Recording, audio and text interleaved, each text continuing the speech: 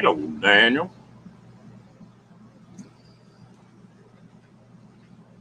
Miss Linda, how you doing tonight? Hey, Bill.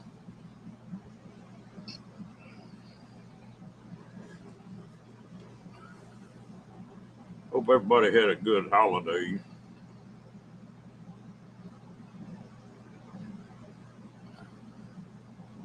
Hmm. Okay. You on the road then? Well, be careful, Linda.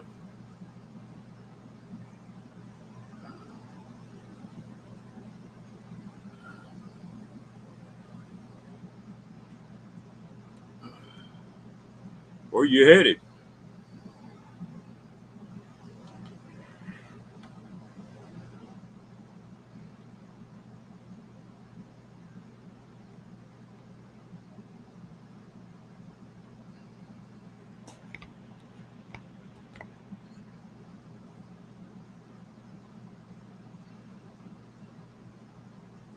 Well, have y'all had a pretty good weekend?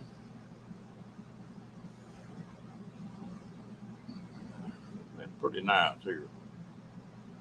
Got hot, but it wasn't just steaming. Supposed to get back to it tomorrow. I think 106, 107 tomorrow.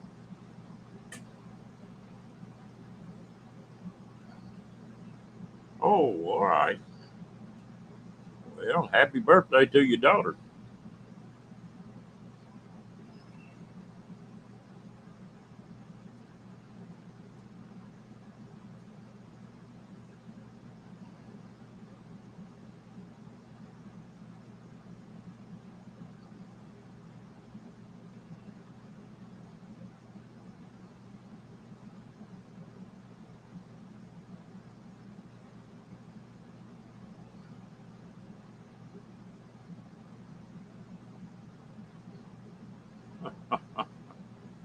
Always something in it, Daniel.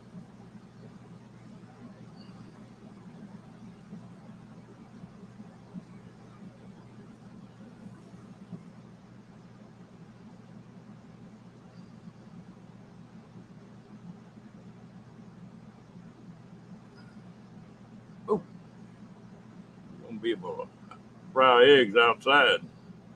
Just throw them on the concrete. That's getting on up there. 106, 107 too hot here.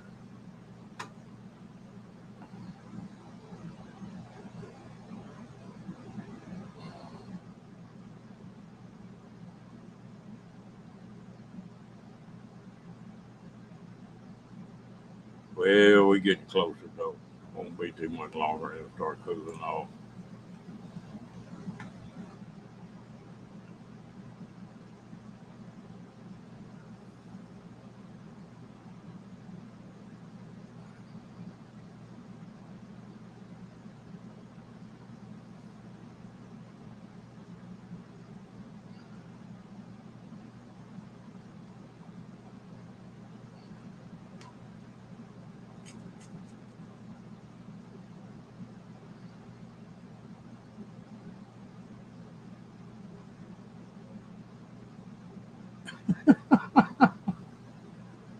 You gonna take it off one way or the other, huh?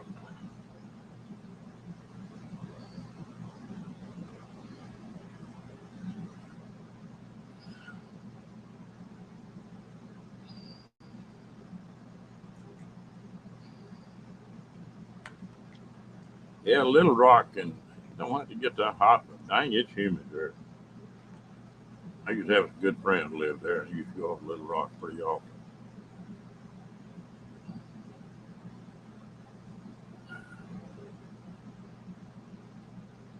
Well, what in Germany is that in the wintertime or summertime or what? November.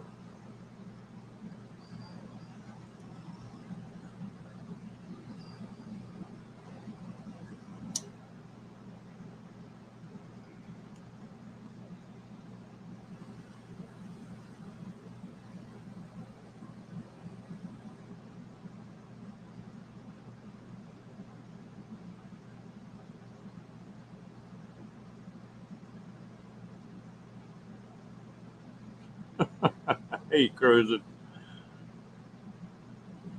Spring and winter? Okay.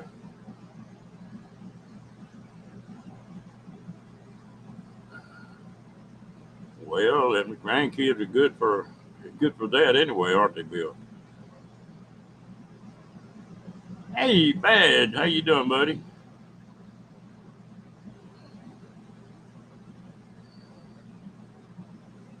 Hmm. Well, I wouldn't like the snow.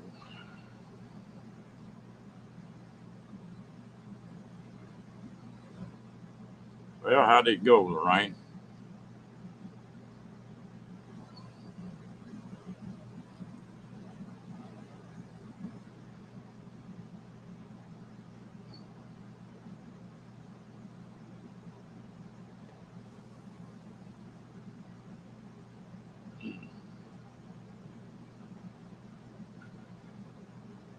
Well,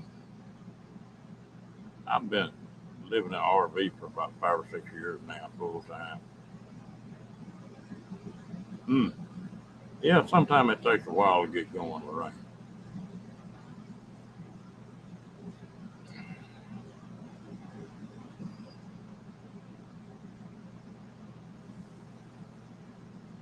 Yeah, I've been busy all day. I haven't been on this thing.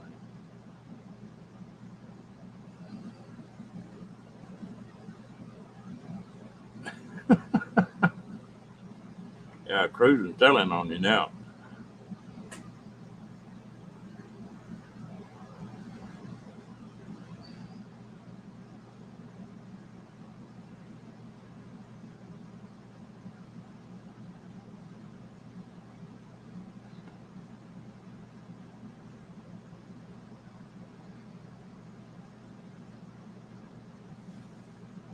Well, there's a few of them on here.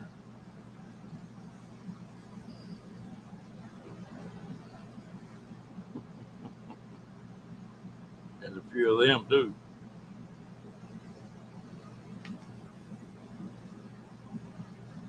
Yeah, that would be interesting, Daniel.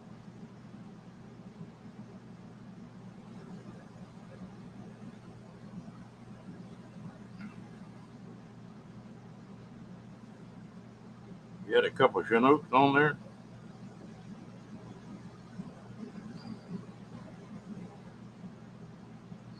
That's how you say Canadian, and it was a Southern drawl.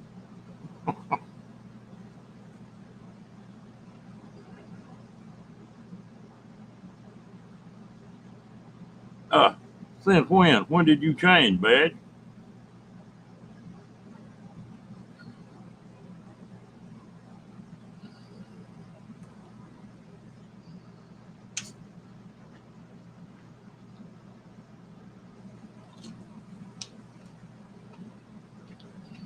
Hey, hey,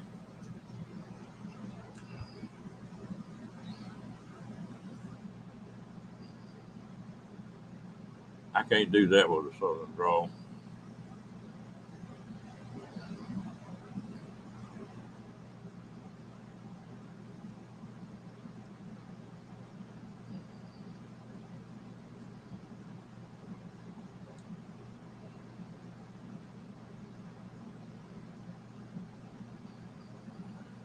Good for nothing. Good at it. Good what, Badge?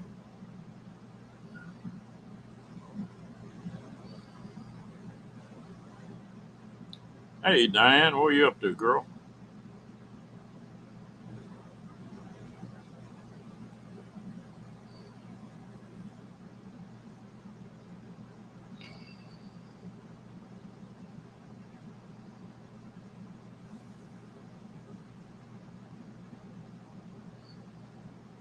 We all do that, right? That was a nice deal that Lance put on.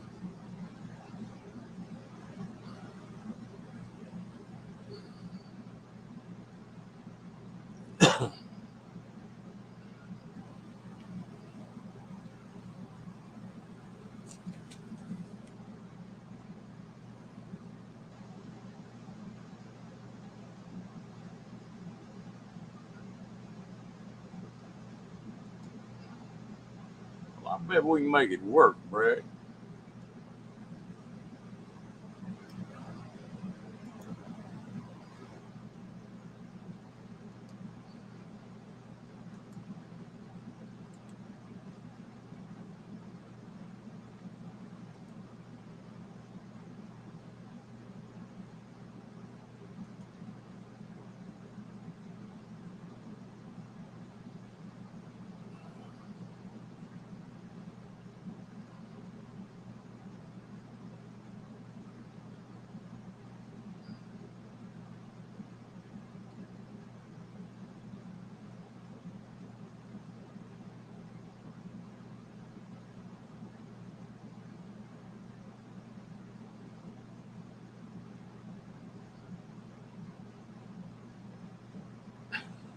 pony card. Hey, Janice,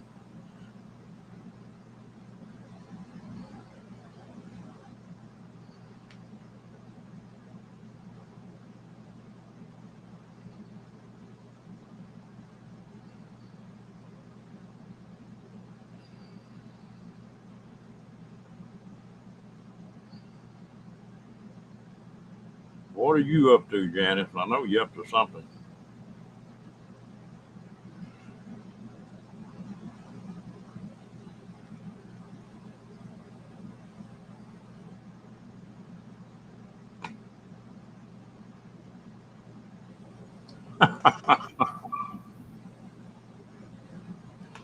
Say my name, say my name. Yeah.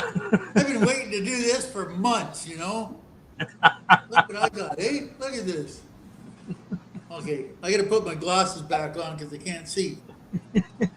I've been waiting to do that for so long. But anyway, yeah, that was a pretty good thing Lance did. I never even knew about it. He sent that to me on email today. So yeah, it's kind of cool. But, you know, so what are we going to do? Everybody's going to be start crying here if I should just shut up. But Thursday, we're taking Willie back to Ontario. So that's what we're doing. We're getting all loaded up and ready to go. So, yeah. Yeah, That's that's good. That's tough, but it is. It just shows how many buddies that Mike had. Well, Just like we talked about it lots, and like I think he did him and Paula, they should have drugged that out for a little longer, I think, because he didn't really know how he affected everybody, right? But oh well, it's too late now. But he I always told him how big he was, but he never believed me. So, but yeah, that's kind of funny. But that's Willie. yeah, Uh, that's what he's a good. He's a good fellow. yeah. Well, he come from good stock. You and Jimmy trained him right. See. Well, no, the thing about this whole thing is that I don't know if anybody knows it, but this whole YouTube thing started with Willie. Like he got us all into it, and like we back in what was it, 17? 17?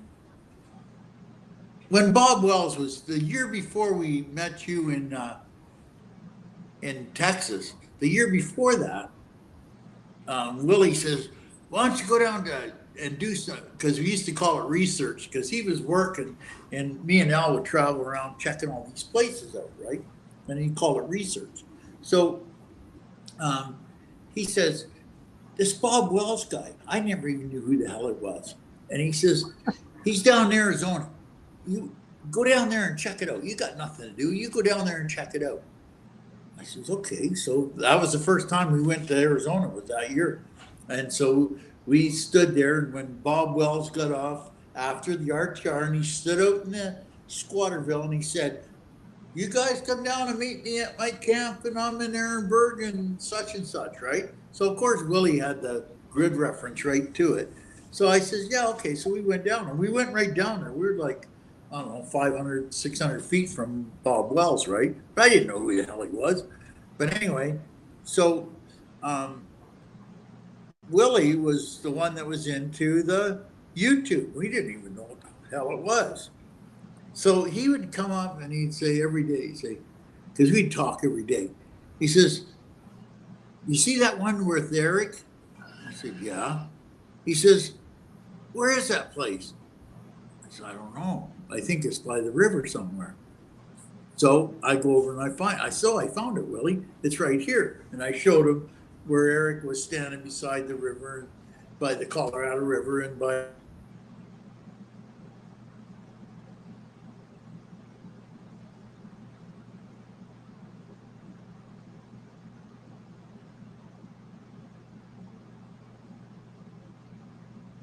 Oh, you locked up. there it is.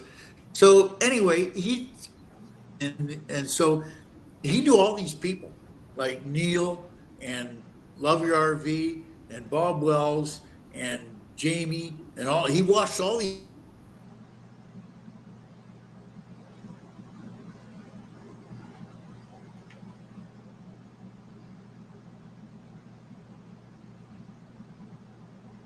Am I freezing up too?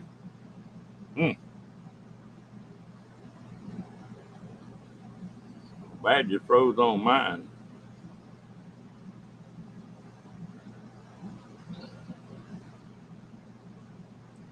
If I'm froze up, something can y'all stick a one in if I'm not froze.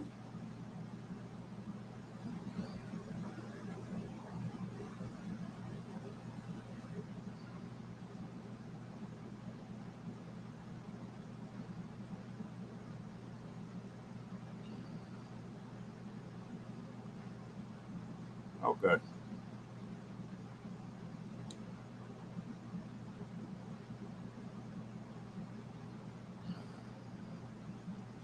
Yeah, bad you'll get back up there in a minute.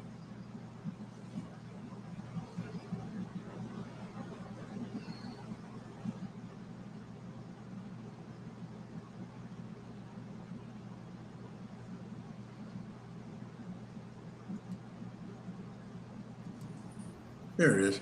I don't know what's going on. Wi-Fi, it's hooked up to Starlink, so it shouldn't be that problem. But so anyway, he'd say, Neil's coming out of Yuma. You might be able to meet up with him. So anyway, we never did meet up with Neil that year. It was the next year. And then he says, Ray at Love Your RV, he's over in New Mexico. You can go meet him. I says, Willie, that's like a day's drive, right? Oh, really? I thought it was closer than that. I said, no, it's not closer than that. But anyway, we used to go to all these places, and then we'd put on the map what was there, and he'd say, oh yeah, go to Quartzsite. So we go over, we never stayed at Quartzsite. We'd go check it out, right? He says, what? And we'd send him pictures back, and yeah, we're doing research for him. So that was kind of funny. So we did that for, 3 or 4 years we did that. And yeah, that's it. He used to sit back and watch all the YouTube videos. Hey, did you? Yes, I met these people. Did you meet these? Yes, I met them too. And yeah, this go on forever. Yeah, it was quite funny. But that was all his fault. Well, did Willie ever get down there? No, he didn't. And that's the problem that made it so bad, was that when he got sick, he couldn't go down there because he had to have dialysis, right? So he couldn't get down there. And we bought trailers together and everything, right? Like he's got a trailer. Well, Jimmy's got it now. He's got the same trailer, just as big a trailer as I do. But yeah, he couldn't make it down there. But we'll take him. We'll take him with us next time we go. I was looking today on how many people that were big RVer channels are not on here anymore, or they done bought a place and settled down. Thousands. I guarantee you. It's thousands. It's just, the problem with the YouTube thing is just it goes on and on and on and on, and then it just like right now, even for me to make a video and put it up, it's not worth it. It's because it's not monetized anyway, and now it's just you got to see what. Like when I first started out, with Jack Dawson. He got the channel going for me, and I never even knew about it.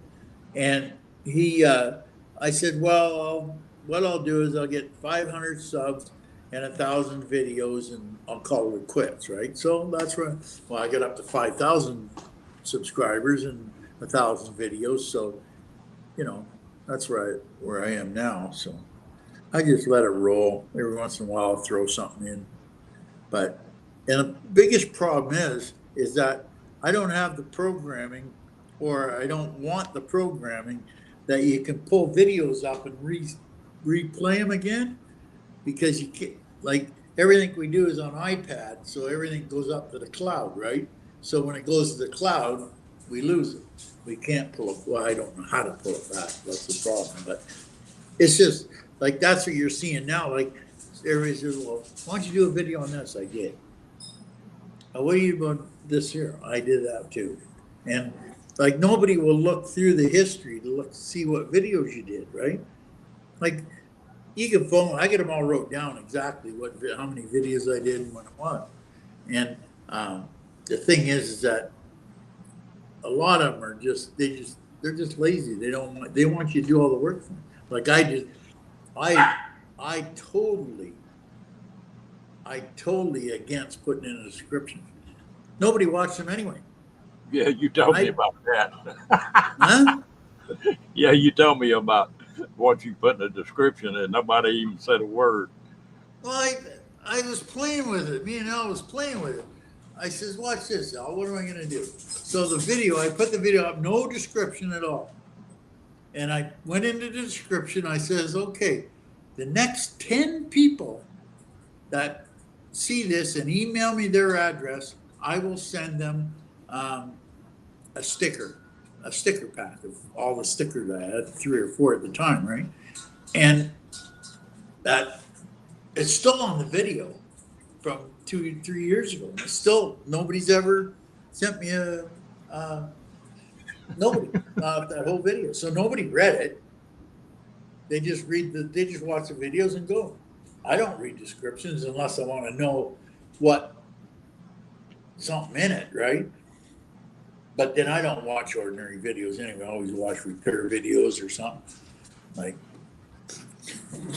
that one the other day there.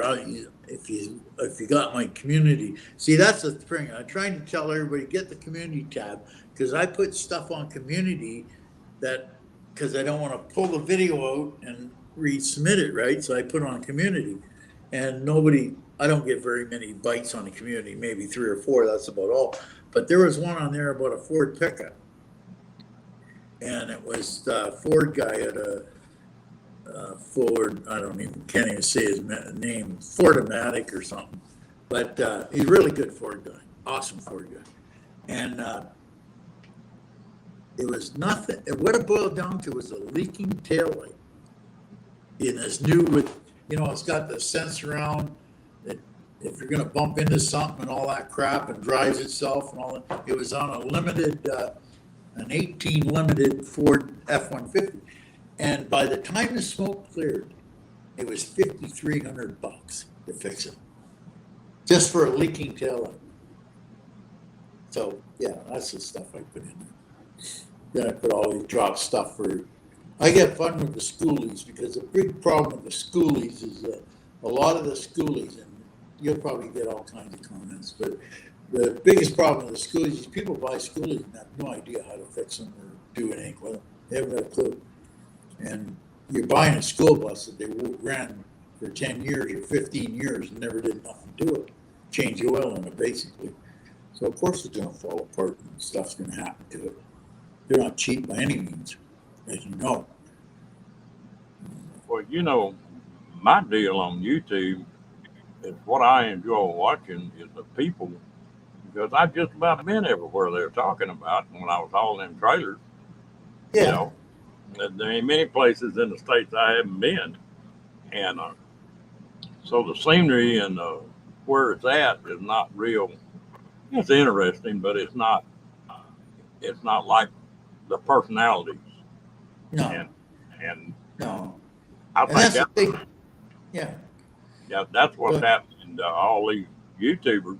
They've been out there 5, 6, 7, 8 years, and they're getting bored.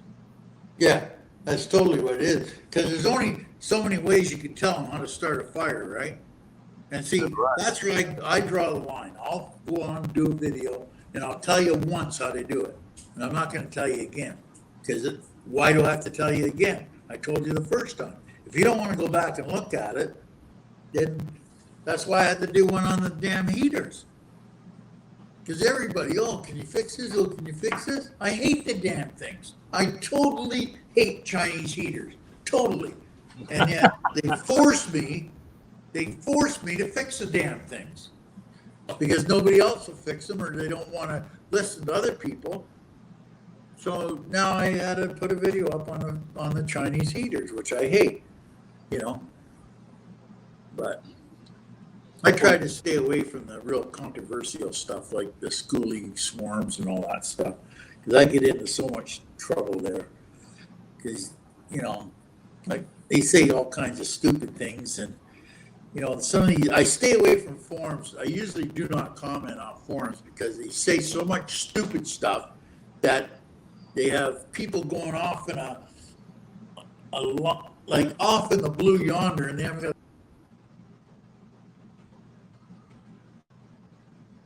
got. But yeah, it's just, but you know yourself, you get in, some of this stuff's pretty interesting, like the travel channels and that. Like the good thing about travel channels, if you just Google the place you want to go, like I don't even have to go to Bryce Canyon. I've walked all through that place a million times. Yep. I've watched so many videos on Bryce Canyon, I can almost walk every corner of that place and know exactly what's there. So, yeah. Well, that's the way I am. I've been to Yeah. the way you know how that trader deal works. And I think you were hauling to Canada mostly, but Yeah. I wouldn't hardly pick a load up that was less than 1,800 miles. That was where the sweet spot was about making money. Yeah. Uh, See, we were doing it, it was a different thing because we were working for the RV dealer. So we would pick up their RVs and bring it back. So it was 2,700 kilometers one way. Yeah. 2,700 kilometers one way. So, or 27 hours. Yeah, 2,700 kilometers. That company I was with, they wanted you to run 500 miles a day at least when you were delivering. When you were delivering, but once you delivered, you had 2 weeks to get back and pick another load up. See, we never had that problem. Like the biggest problem we had was the owner there, Craig, would come in and say, "This guy's coming in to pick this Renegade up in Monday. You think you can have it back?" I said, "Craig, it's Thursday." "Well, you think you can have it back?" So me and a buddy, we said, "Yeah, sure, we can have it back." We left Edmonton Thursday morning, and we got into Elkhart at 1 o'clock Friday afternoon.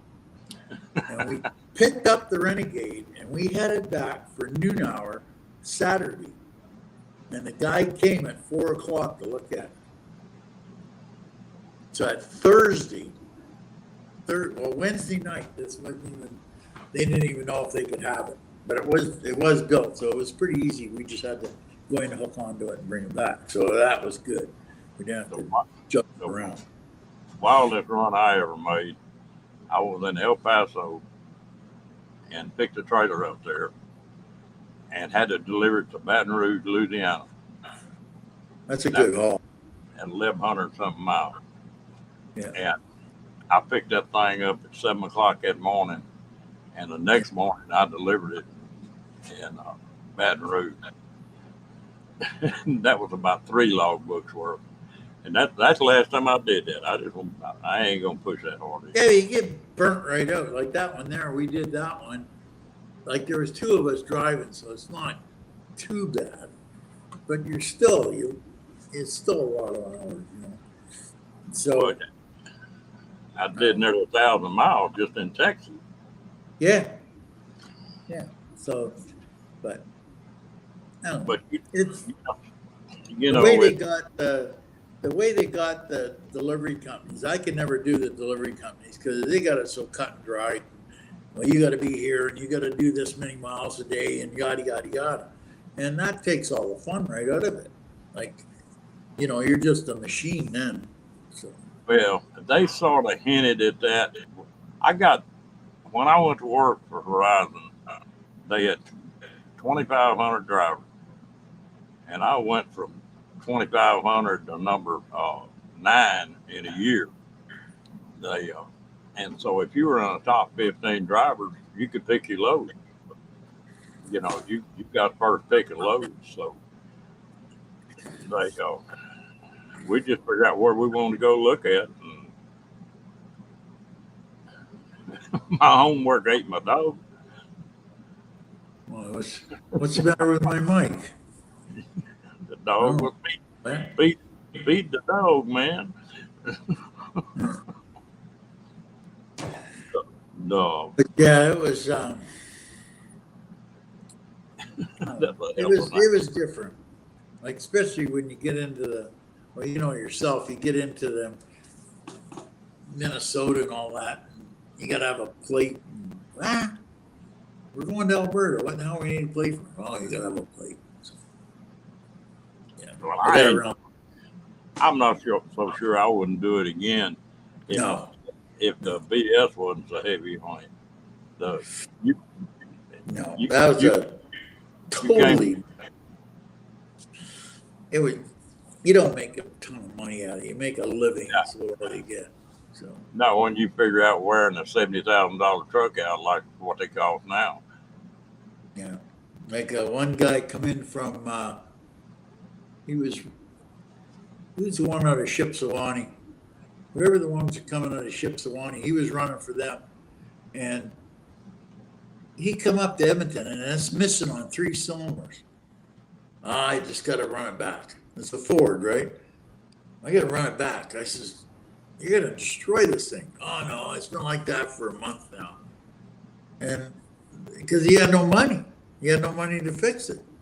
You know, he's looking at, $4,000 bill, and he just had no money because the only money they get is enough to keep the wolves off the door. Basically, you're not going to make any money, and it was his own truck. Like, Hello, Billy. I Billy should Strong. I should get in the chat, I guess, watch the comments, watch people saying all kinds of nasty things about me. Yeah, well, Billy making Oh, comments. there's Billy. Billy's here. Hey, Billy, you'll never believe this one. Billy, you're going to believe this. So you heard about Willie. So I go into his bedroom and get some stuff. And here, guess what? Guess what's there, Bill? A brand new Lodge frying pan and pot. Brand new in the box. Still brand new. Because you got on sale at Canadian Tire. So, yeah. It's kind of funny. I was thinking about you, Billy, when I seen it. I said, "There's what Billy would love to see that thing, brand new Lodge." Yeah, he can make some cobblers with that thing. Oh yeah, Billy makes yeah. some good cobblers. Yeah. I'm ducking too. Oh, it was. I don't. He said he was going to use it for camping, but I don't know if he's going to go camping again. But yeah, When my wife was alive, when she started getting down pretty bad, yeah, the every once in a while she tell me, said, "I got to go camping. I got to get out of this house." And yeah. I had that trailer fixed up where I could get her in the trailer, and we'd go someplace for a weekend. And she loved getting outside. Hello, y'all. How you doing? But yeah, so make a little trip to Ontario there next week on Thursday. Take your sweet time. Then I got to come back and do the roof on the house. So put some new Well, shingles.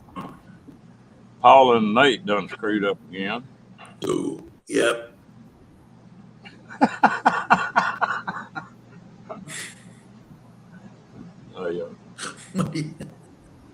I called Nate the other day, and he was driving, and he said, "I got this thing on speaker now."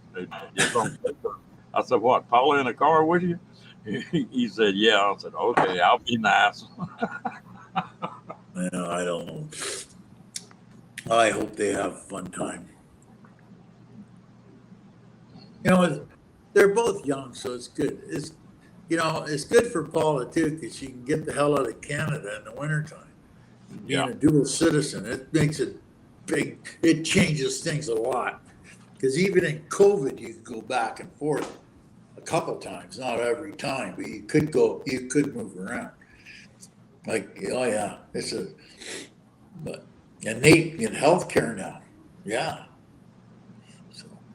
Well, and Paula, if to the point, like she said, if she quits that, well, she loses all her retirement and everything. So that would be a pretty major deal if she moved to the United States. I don't know. She's got a pretty good job. I don't know if she can do that. Yeah, She yeah, got that's a, what I'm saying. that's a pretty juicy job she's got. Like it's a one in a lifetime job. So I don't know if she'd give that up Yeah, or go to the States. it's more luck to them, and they'll need it. Yeah. But, oh, she's going to, there we go. How's my puppies getting along, Bill?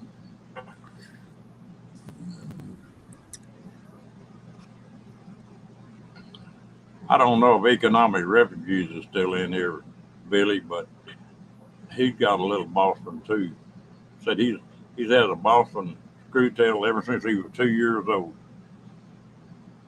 Man, that'd be a lot of dogs, wouldn't it? Yeah. A lot of dogs. Yes, I found this. I found the hat. Jimmy took the other one. I got this one. Jimmy got the dinted one, right? I said, give me the dinted one. No, no. So, yeah. Yeah, you need to make you a video with that. Yeah, I should, yeah. Say my name, say my name. Yeah. Yeah. Oh Lord. You know, there was some funny stuff went on. That deal with Willie and then It that was it was hilarious because nobody knew who it was at well all. then they had that sex instruction from DJ put on about the dental dam and all that crap.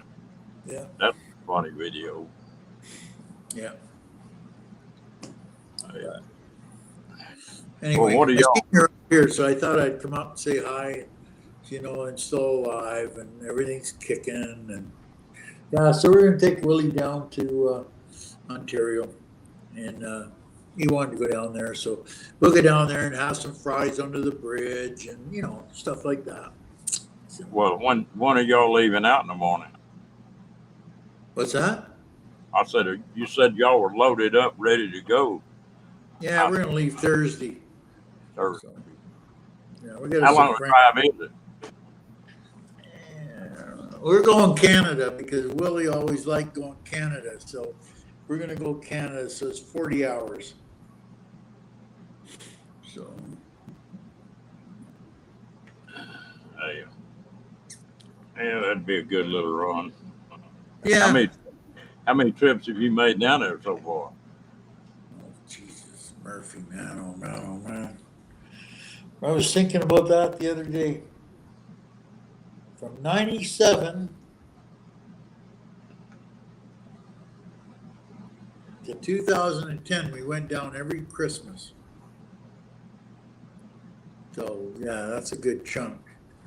That's 13 years. Yeah, we used to go down every year for Christmas.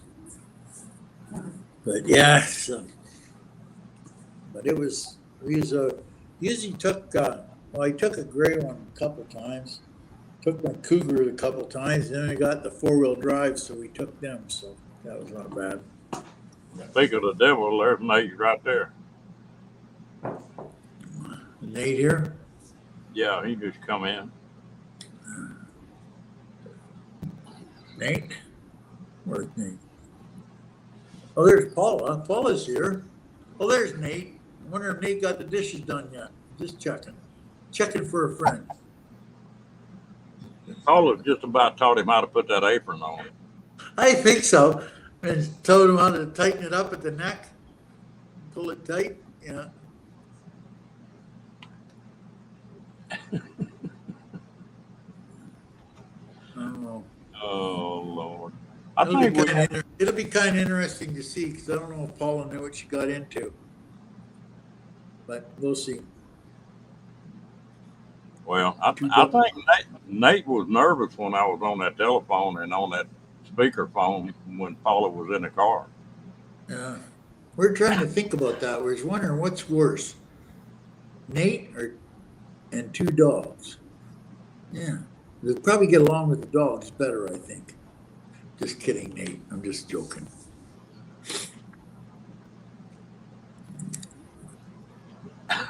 Yeah.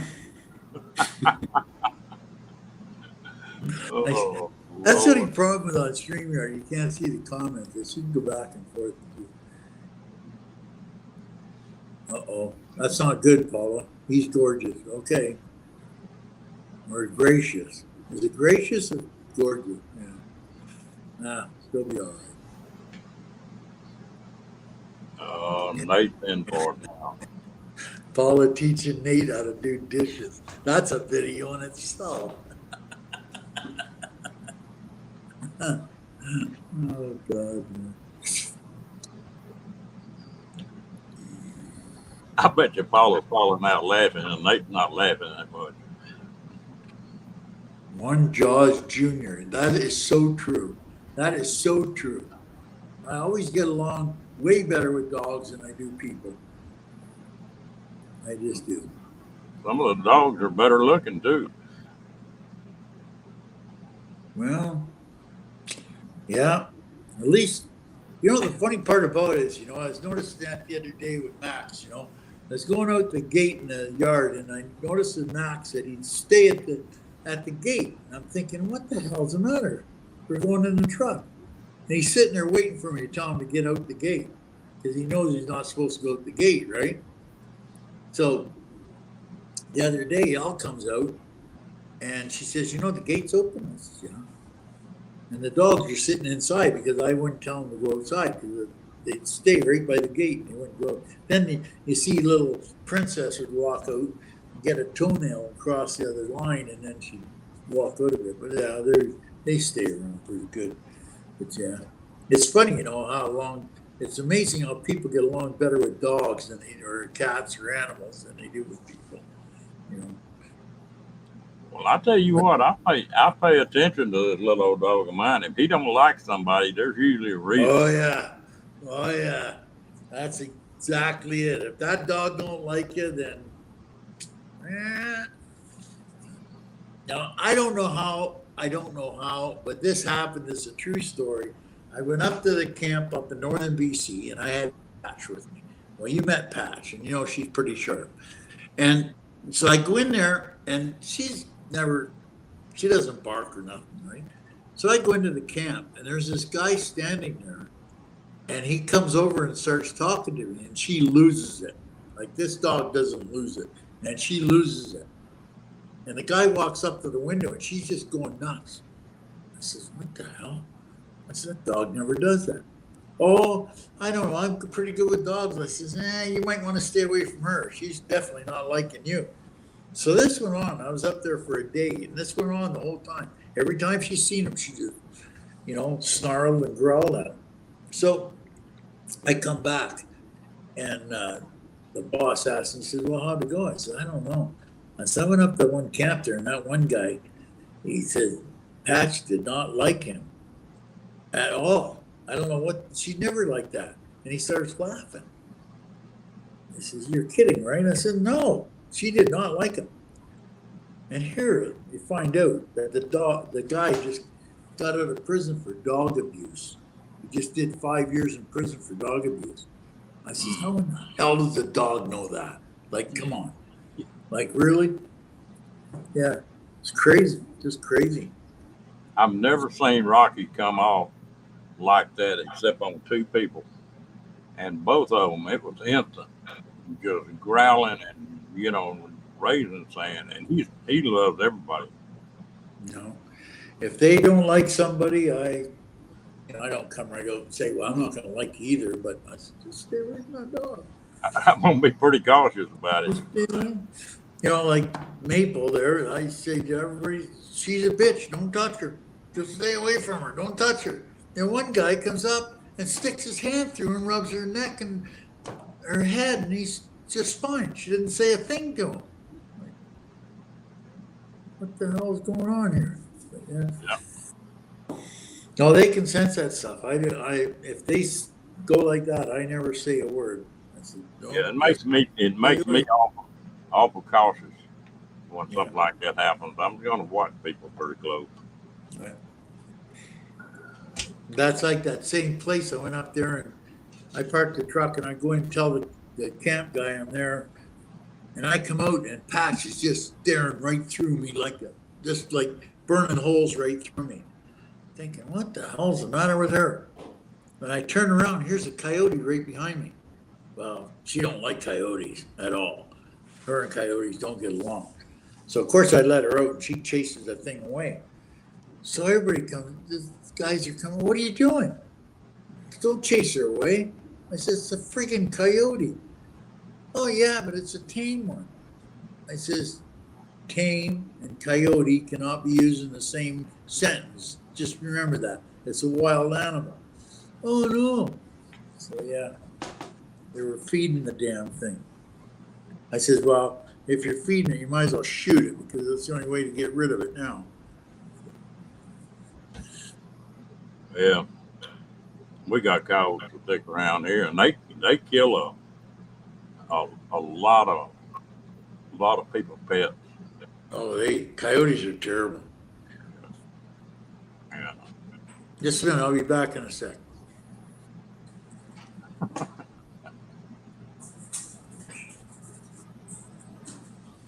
Oh, yeah, I got a line that gets me in trouble on that, Janice, but I'm gonna keep my mouth shut tonight.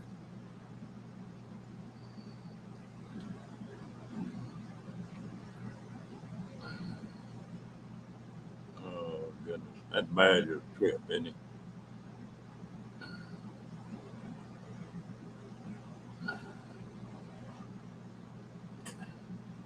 Down here, Billy, that we got a bunch of people down here that the wolves. They're getting the timber wolves that are. I don't think they can get over 90%. A lot of people are raising them things.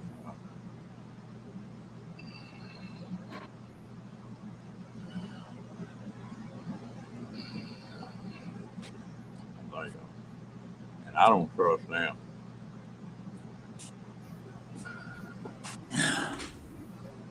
Like, Okay, I'm back. I didn't get lost. But yeah, it's kind of funny how they can, you know, I don't know. I don't know what it is. I had what, 6 or 8 of them now, and they can all do that. And I don't know what it is. mm, You guys, like, none of them are ever the same. Like Patch and Maple and Max, they're all totally different, right? They're not the same, but it's amazing some of the stuff. Like the biggest one of the things with Patch is it could tell you if you're sick. Like if people had issues, it's just it was amazing. Like some of the stuff that she would know. I don't know why, but you know. mm. Hello, Mo man. Oh, Tim's here. Tim's there. You bring the cabbage rolls with, or not cabbage rolls?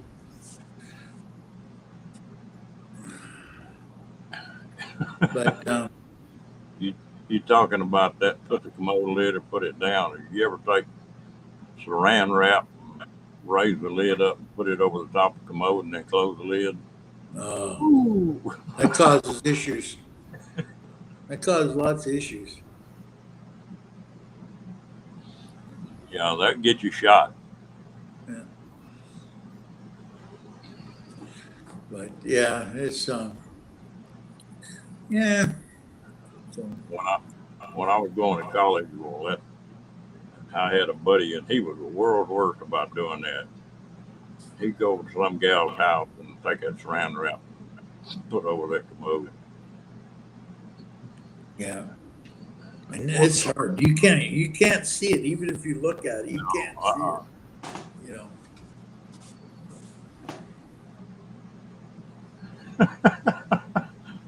Mo Bang, I haven't had that experience yet. Yeah. Oh yeah. Sure. Awesome. Here, Nate. Look what I got, Nate. I'll bet you. I got something you don't have, Nate. Yeah. Say my name. Say my name. Yeah. There you go. Jimmy's got the knitted one though. I wanted the knitted one, but he give me this one. It'll work. It'll work, I guess. But yeah, so other than that, I haven't got a whole bunch to say, really. Trying to get the garage all cleaned up. Nate loves your hat. I know. It's a nice one. This is a nice one. I like it. Yeah. Put it on backward. Huh? Put it on backward. Oh, like backwards? All right. There you go. There you go. I look better this way. I look better this way. Oh, I need the glasses too.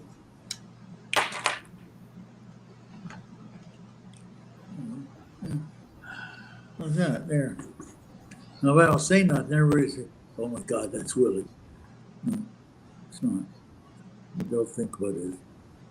Yeah, it was a pretty good thing that I didn't know that Lance was doing that, but it turned out pretty cool, I thought. Yeah, Lance did a good job on it. He spent a lot of time on the.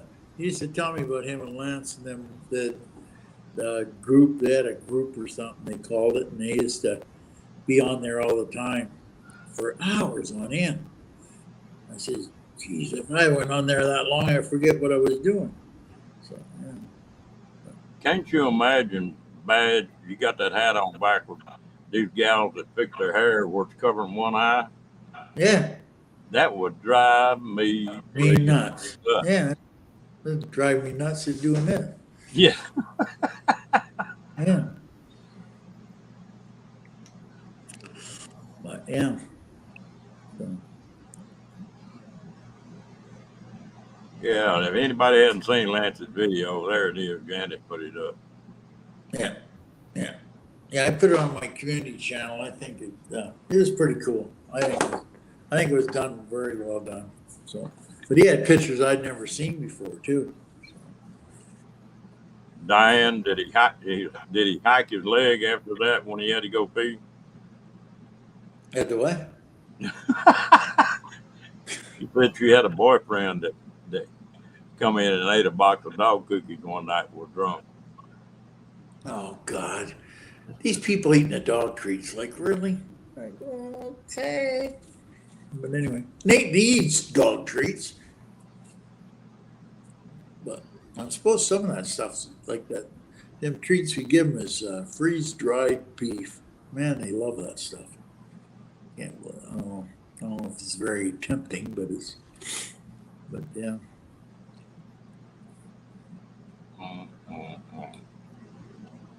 Boy, this is a bunch of characters in this ring. You know it. Yeah.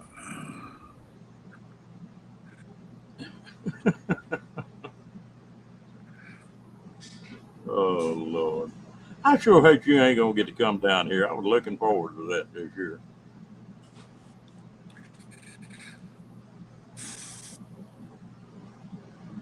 I tell you what, I may have to bribe you one of these days. Why? What do you have to? I'll get one of them wave sixes and just get up close to the border and say, you got to come get it now. Yeah, there you go.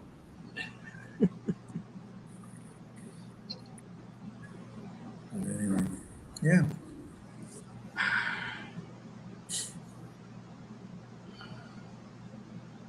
But what the hell did I do to my truck?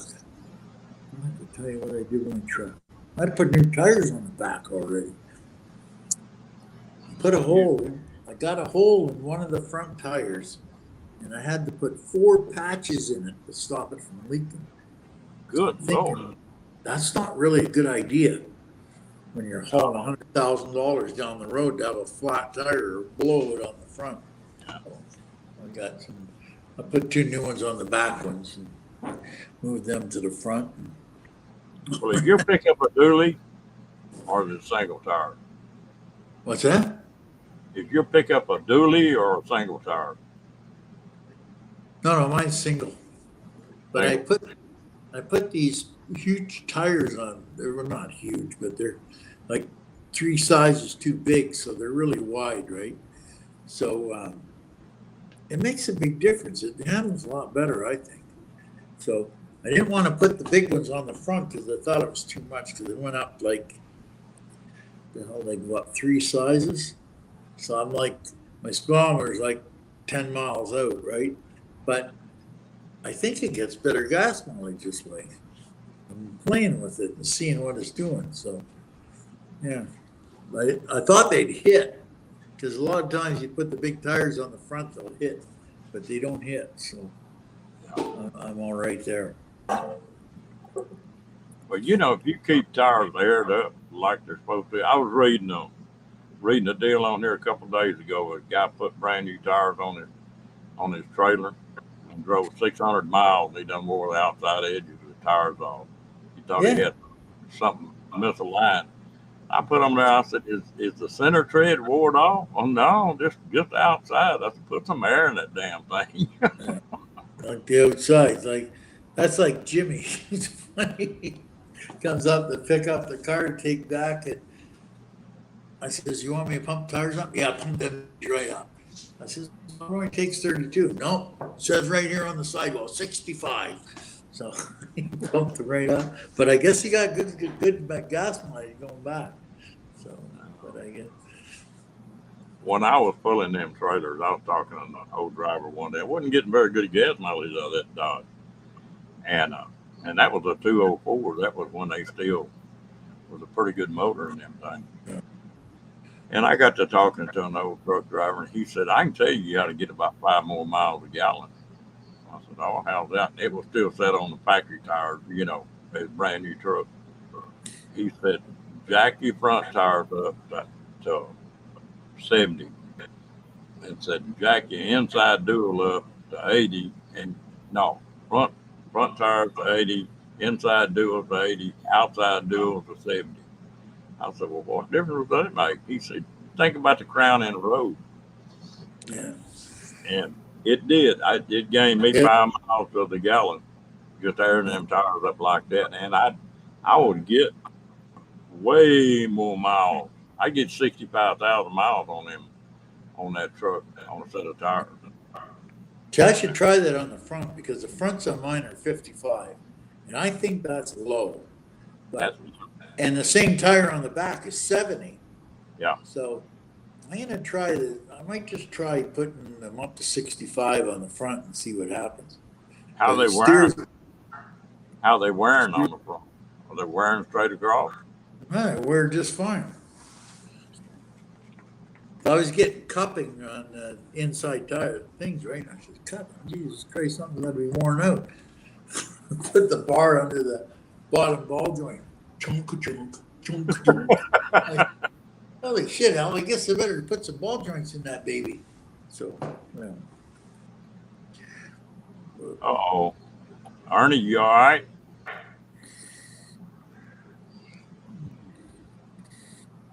Sound like he had a wreck.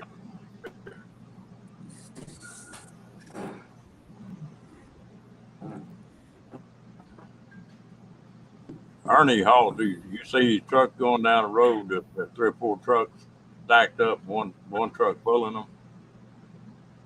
That's what Ernie does.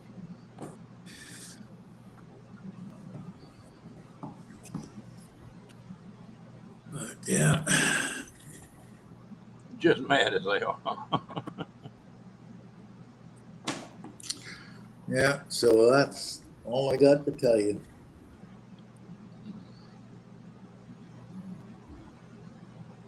Well, weekends like this, as holidays, I just don't hardly get on the road. I park whatever Well, I'm that's driving. we were thinking about. We were thinking of leaving last Thursday, right? And then Al says that's a long weekend. You don't want to travel on a long weekend. Like, on a long weekend, you get not every second idiot. You get every idiot on the road. And then yeah. So Man, I got up on 35 today or yesterday, and it was bumper to bumper. oh And yeah. somebody had something going on. They had a flat or something, but there was a fire in the border ditch about every 5 miles. Just Yeah. and of course the fire department there slowing traffic down. a mess. Hello, Crystal. You got to come to Alberta, buddy. They just passed a new law. Remember the tow truckers and that and the cops were always complaining about people going by them, so they made it so that the first lane you had to go slow down to 40, but the outside one could go the speed limit, right? So some lo and behold smart one in the government drafted a thing up said it all traffic has to slow to 40. I said, oh my God, can you imagine the bottlenecks they have on that one? Oh, So yeah, so they have to go back and redo it, I guess. But they're gonna just slow down the one lane, right? well, in Texas, and I don't know, the law here is you got to slow down 20 miles. In other words, the speed limit is 75, or you got to slow down to 55 or move Oh up. no, here you got to come down to 40. Then if you're 2 lanes, 3 lanes, or 4 lanes, the first lane's got to go um, to 40, and then the next lane can be the speed limit, and then the other ones, right? But now the law they just passed, all the lanes have to be slow to Oh, 40. oh, shit. Yeah, can you imagine the tie-ups they'll have with that one? Mm-mm-mm. Yeah, but I think you're going to change it real quick. I just got this feeling. I- Well, that's like California. I used to hate that because you had to stay in the right hand lane at 55 miles an hour. Everybody else running 80. Well, yeah, because you're hauling a trailer, so you can't, you know, everybody wonders why they get blowouts. You got a tire on their trailer that says 65 on it, and they're doing 90. So, What pissed me off about having to do that, there was continually another lane getting added where access road come in. oh So you're yeah, you're just continually going left to right, changing lanes. yeah. I wouldn't even go to California anymore. California's a whole new ball game. I tell you, California's a, I have never, like, I drove probably 5 to 6 million miles. And I came into California 4 years ago and got passed on the turning lane. I'm thinking, what in the hell am I missing here? And now I'm doing the speed limit. Well, you can only go 55 with a truck and trailer anyway in California. It doesn't matter what you are. So, yeah, they passed me on the right. You know, the lane that you use for turning around the corner? They passed me on that. Oh yeah, it's crazy. Yeah, I quit going too, Ernie. I wouldn't go to. They tell me I need to take a load to California. I say I'll quit first. Yep. It's fun, bad. You'd laugh about this, but you did it. I got out in Oregon, and that was a few years ago when that gas got up $5, $6 a gallon in Oregon and Washington and California. Yeah. Well, I delivered a trailer out there, and I called the office. And I asked that head dispatcher. He was sort of a smart ass. I said, "When are they gonna get this fuel surcharge jacked up?" I said, "I'm paying $6 for diesel out here." And he popped off. He said, "When they come up with the surcharge, I'll call you and let you know." I said, "I'll tell you what you do. You just reach over on my logbook and put me as inactive because I quit as of right now." And I hung up. And Mm-hmm. I was in Oregon, and he kept calling back, calling back. I never would answer the phone. I headed for Texas. Yeah. The next day, about dinner time, he called me. I finally answered the phone. He said, "Oh man, I got you a sweet load coming back." Blah blah blah blah. I said, "I told you, delete me." I said, I said, "I'm too far away to put a load anyway." He said, "Where in the hell you at?" I said, Yeah. "I'm in Amarillo, Texas." He said, "How in the hell did you get from Oregon to Amarillo, Texas in 24 hours?" I said, "I don't have to answer you no more. I I don't don't work for you."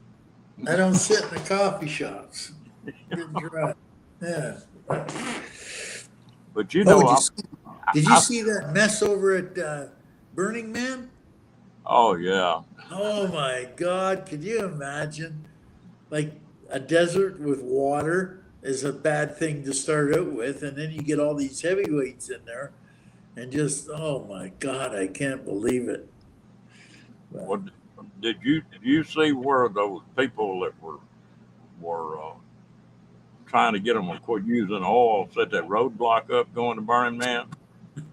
yeah, And that damn ranger, he cured that roadblock. He just ran right through the sunbeam. yeah. No, I ain't stopping. I don't have to. Yeah, And arrested every one of them. yeah. But no. Okay, Yeah, buddy. Well, you've been on there for an hour now, so yeah. yeah. We haven't got but been on here an hour and 7 minutes, so we got another 23 minutes or something like that. 20 minutes, an hour and a half. Is that where you go? Yeah, that's what we usually do. Yeah. Uh, Yeah, that's a mess down there, boys. Holy shit. I wouldn't want to be in that one.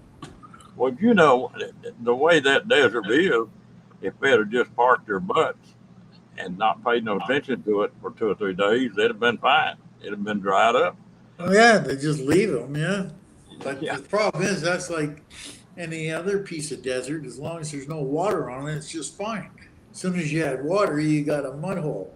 So, yeah. Yeah, I don't know. That's a crazy thing, that one.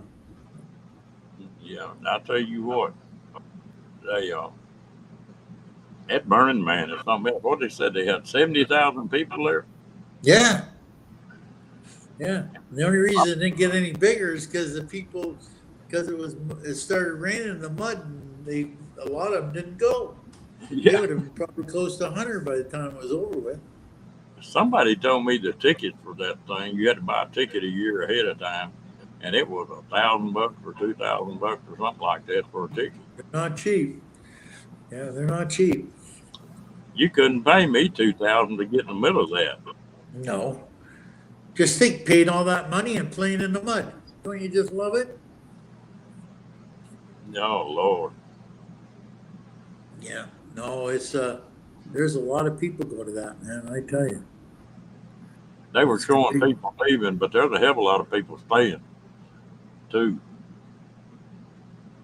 Whoop, something happened, and I didn't do that this time.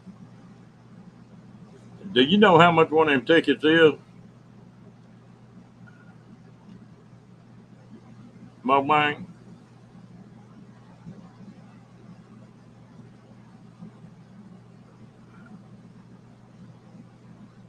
I don't know what happened to Badge because that it just went black.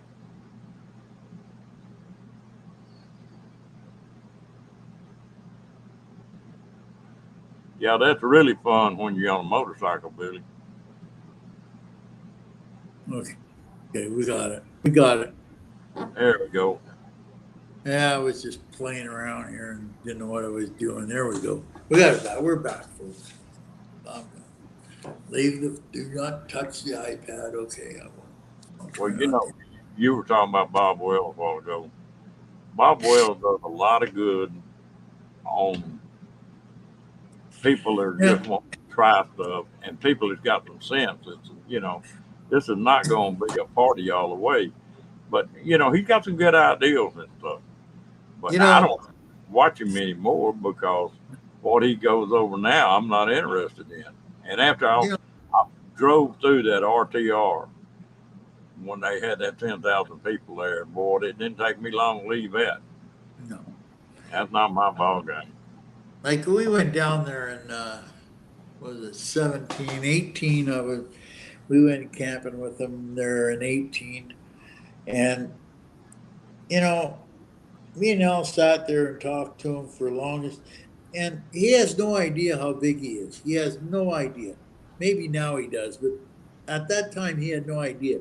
He just thought he was some little guy talking to a camera on YouTube. That's all he thought he was, and he didn't know. I says, "Well, he had 120,000 subs or something." Yeah, but he doesn't. It didn't really register with him, right? Even to this day, I think he's close to a million now or something, 800 some thousand. But the funny thing about Bob is that you know, he was in the right place at the right time and made something that just went crazy. So I don't know. He's Yeah, I don't I, I don't mind the guy. He's all right. He's like I, I don't mind Bob, the that little old gal that there's been a big change in that thing since that what is it, Sue got involved in it. It's got more to be a commercial deal. And when Bob first started, well, he was just like you say, just no country boy, you know.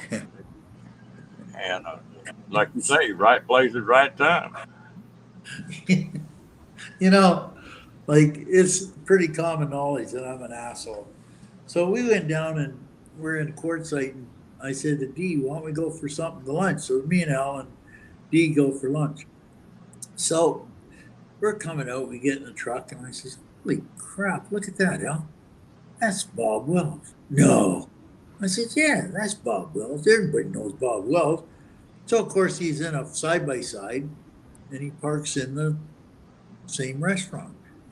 So I go over and say hi to him. I don't know if he has any idea who the hell it was, but I says, "Just remember the crazy Canuck, and you'll remember it." And I'll probably remember it, but yeah, it was so funny. Caught him off guard.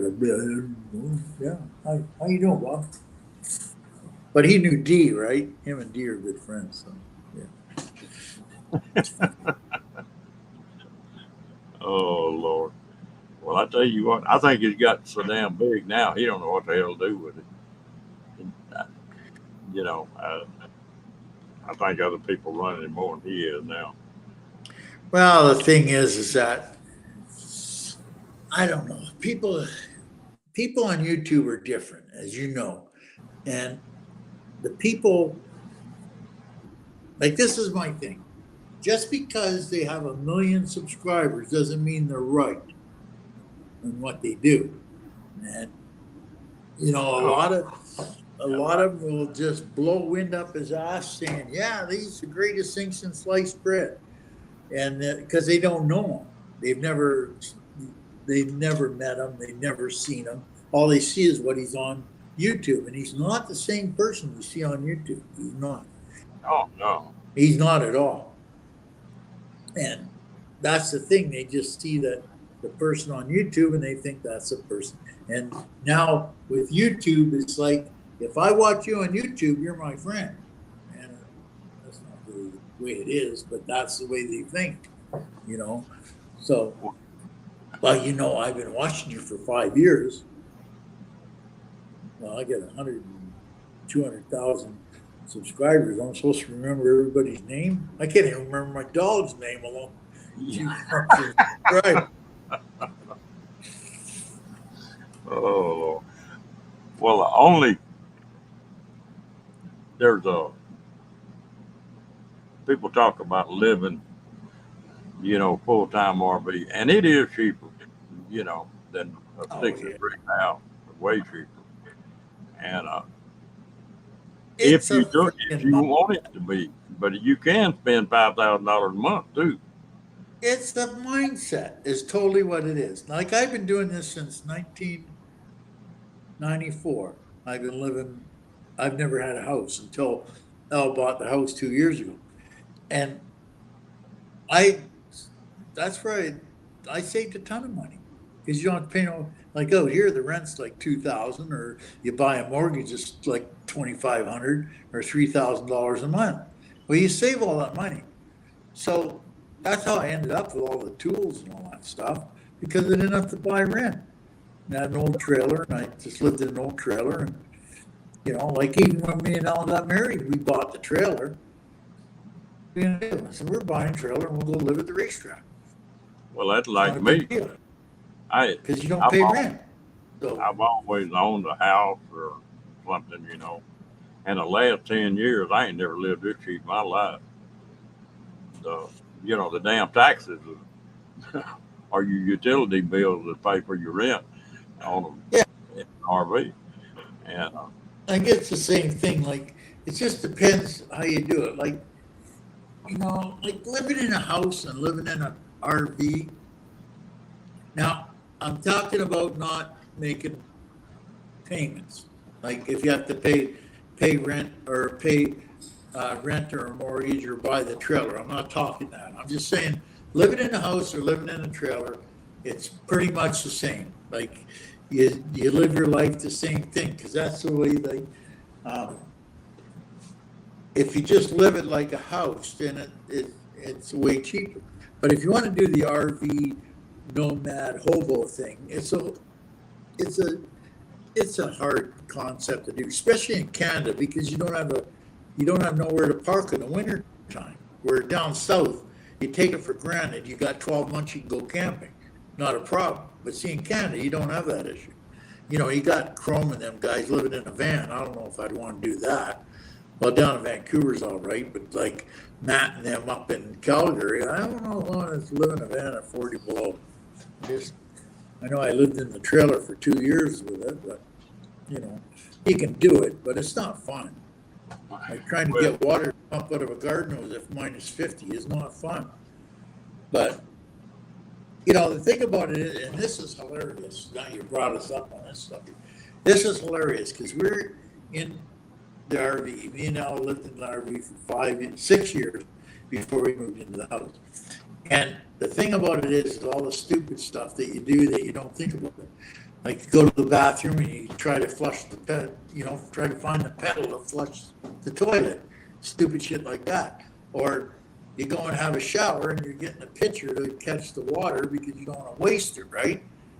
But in a house, you don't worry about it, because you just turn the tap on and unlimited water, right?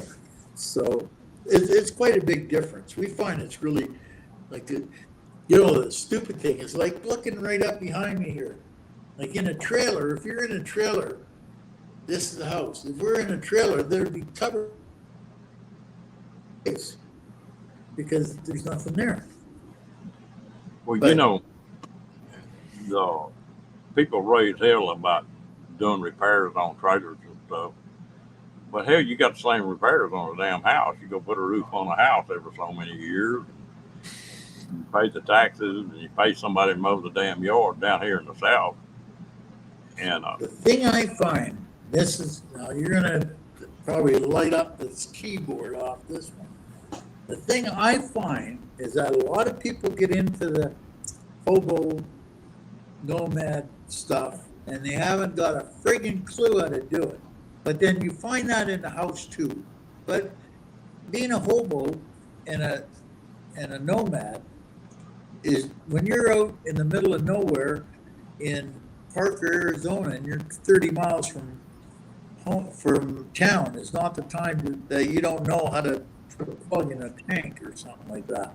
Yeah. So the biggest problem I find with any of it, it doesn't matter if it's a trailer, an RV, a pickup, a school bus, or a Prevost bus, it's that the people running them, they just don't have the knowledge to do it. And the thing, like I say, is that, well, everybody says, well, you can get off YouTube. Yeah, but you get on YouTube and you get in the forums. And you know yourself, you get into a forum, they'll have you doing shit that you would never even think of. Like, I don't think that's, like, I stay away from the forums because most of it's crap. Like, well, did you try the stylus anti-feed kickback starter? No, geez, I didn't even think of that. Thanks for the advice, But they get them going down the wrong way, and it's just not good. And instead of asking the right people, it'd be all right. But they don't. Billy is wanting to know, he said, if you're going to buy a new one-ton dually with a diesel engine today, what brand would you buy? One thing, I wouldn't buy a ton with a diesel engine, but I knew that was coming. It doesn't matter what you buy because they all have issues. Believe me, they all have issues. Every friggin' one's got an issue. It's not the same issue like a Dodge. They got issues. Now they're saying the engines got a weak link. And And the Fords are not too bad right now with the diesel. They got that 6.7. That's pretty good. But they all have issues. And GM has always been electrical, the dash or the radio or something like that will go haywire. But they all have issues. And it's just like if you're not a mechanic, it's a crapshoot.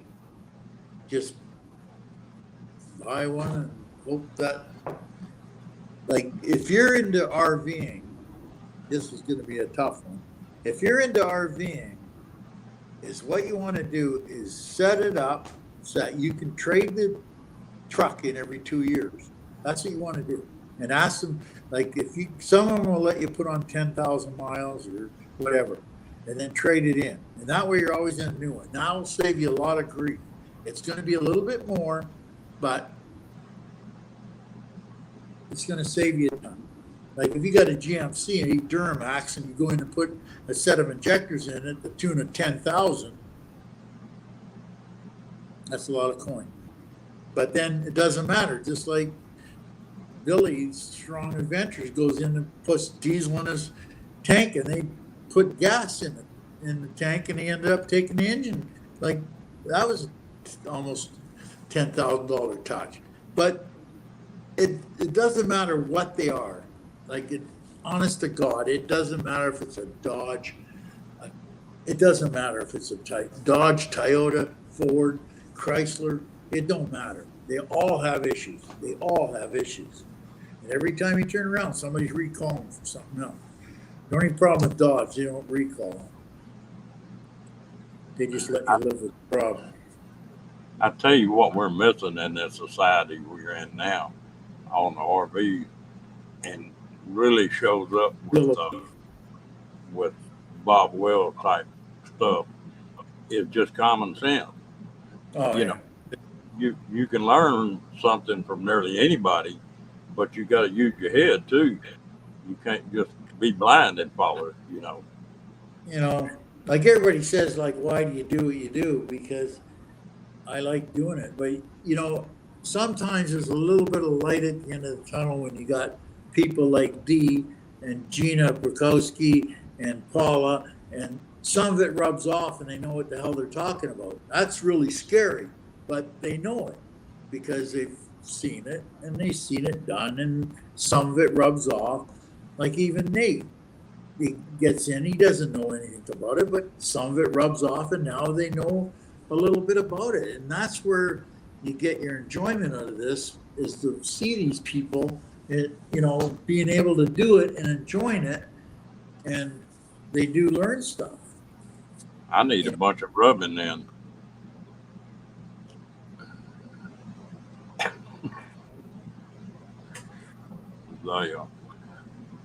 Yeah, a lot of that's true. There's still some. I've watched some kids change a water pump on a Jeep this afternoon, and there were three of them working on it. One of them was a young kid, so I knew what he was doing. The other two they weren't even good at holding a damn flashlight where you could see. Yeah, but it was a damn rodeo. I was sitting there laughing. They were telling me, "Shut up." I don't know. It's I don't know. It's a tough. Like the problem is that everybody wants to go and get a motorhome or a RV and live off the land and not spend no money. But it's not quite that easy. It's like me and Al find it a full-time job, living in the trailer or living in the house. It's still a full-time job. Like you have to. There's just different things, like you said. It's just different things. Like in the day, you go and make sure the grass is all cut and there's no garbage on the lawn and all that stuff. But in the trailer, you got to make sure that the tanks aren't full and there's water in it and propane and all that stuff, right? But when you're living in an RV, you're getting paid for that because you're saving a ton of money. Whereas in a house, but see, if you own the house, then it's a wash. I don't really see much difference. If you own the house and you own the trailer, it's pretty much a wash. It's going to cost, like the food's going to cost you the same. The gas is going to cost you the same. And the only thing about utilities, you're gonna change utilities. You might not be paying the power company or the water company or the electric company, but then you gotta go get a generator and you gotta put gas in it and you gotta get water and you have to dump the sewer and all that stuff, right? So it's just a change of stuff, but it's still cheaper to live in a trailer than it is a house because you don't have that big chunk of change up that for the house that you own for the house, right? So Hell, I'm that way, Diane. I'm not a cook at all. And Janice, you talk about that Nissan. Here a few years ago, you could buy a diesel truck, and you had some, most 734s, or I had a 2004 Dodge, and that damn thing, I put 325,000 miles on it, and I think I spent $8,000 on it and repaired it in that time. You know, you could, but all the damn electronics and crap they got on them now, it's just a diesel ain't a diesel no more. It's my definitely, God, man. and Like the stuff they got on them now, my God, it's just amazing. Like I was watching that Ford video and he was going on about all the stuff, like all the stuff that's on there, the backup cameras, all the sensors on the side of the truck, the stereo, the air conditioning, it's all tied together now. And then you get the a wire corroded and it takes out half the dash, right? Like it's just like every day I hear stories that, like, oh, well, I got a Ford Escape 18 and the radio, you go down the road and the radio quit.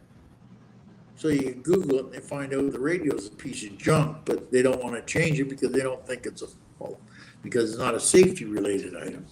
So, but yeah, it's just, I don't know, every time around something new. And the more they make them, the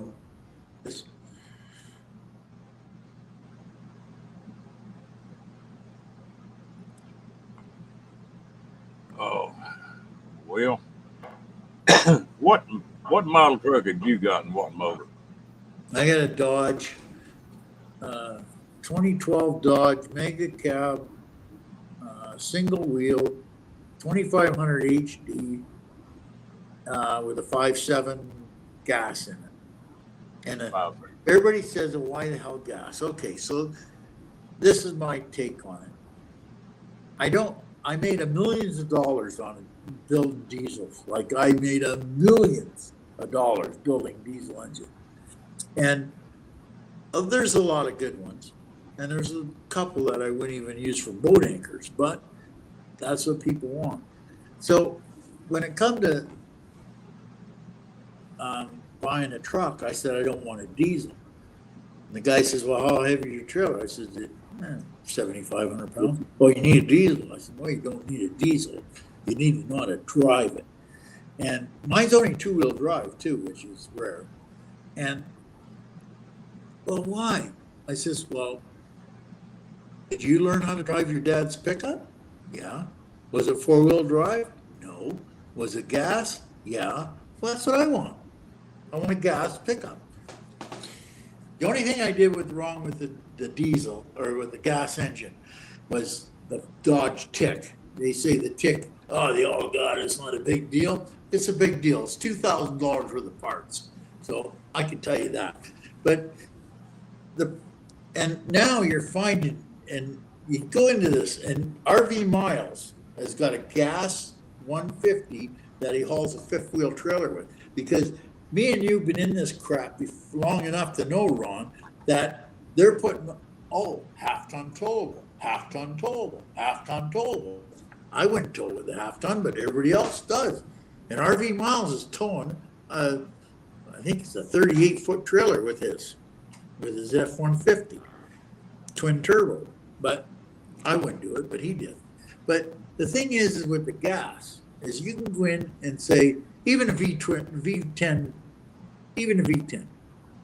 See, my mindset is that if you buy a diesel truck and you make your mindset say, okay, if it blows up, I'm going to buy a new motor. Well, that's 20 grand. Okay. And my mindset is I'll buy a gas, and if I have to put a motor in it, I can buy a motor for $35,000, $40,000. There's quite a bit of difference there. And like the big problem with the Dodge, because I had to buy Dodge because I had a Dodge van I had to get rid of. So I said, okay, if I want a Dodge, the weak link was the transmission. Like you know yourself, a Dodge 1-ton, 06, 07, they'd kick the tranny out very easily, not even think about it. But I don't know. It's just, I don't, I was thinking about that today, matter of fact, and I don't think I've put in the whole, I've got 200,000 miles on it now, and I haven't put maybe $4,000 worth of repairs on it, maybe, if I'm lucky. But you get some of these 6.0 guys, they go in for one injector, and by the time they come out, it's $6,000. Like I don't think it's reliable. That's the way I look at it. Because if the thing is like, why buy 4-wheel drive if you're not going to use it? Almost 90% of the people that buy 4-wheel drive don't use it. And why do you want to buy it if you don't need it? Because if you drive back and forth to the grocery store to get eggs, those are expensive little eggs with a diesel. And everybody says some of them say they get 15 miles a gallon. I had an 06 that got 15 miles a gallon, but it was tough. It was a tough one. Well, something else you haven't mentioned either, though, is when you buy that truck, you're going to drop anywhere from $10,000 to $15,000 more for a diesel. Oh, that's that's buy a lot of fuel. $15,000 worth of fuel gets you a long way.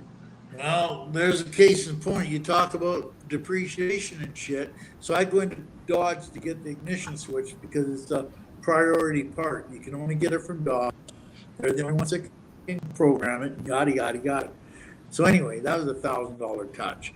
So I go in. I was waiting for it. I says, oh, that's a 12 mega cab gas, 3/4 ton.